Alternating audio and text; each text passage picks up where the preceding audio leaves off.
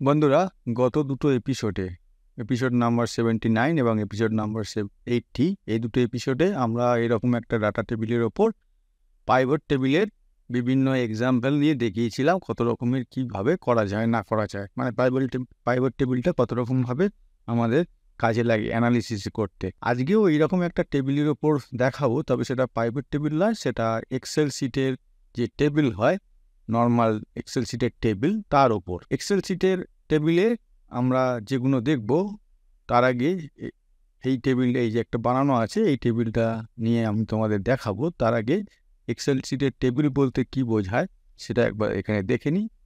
যে table format, Excel শিটের table format কি জিনিস না, a table is a grid of cells arranged in rows and columns. একটা টেবিল কি না, একটা টেবিলের মধ্যে কিছু সেলস থাকবে, কিছু বা অনেক সেলস থাকবে, যেটা রো আর কলমের একদিকে রো আকারে, একদিকে কলমের আকারে সেই সেলগুলো অ্যারেঞ্জড থাকবে, পরপর থাকবে। Tables can be use to organise any type of content whenever you are working with text or numerical data.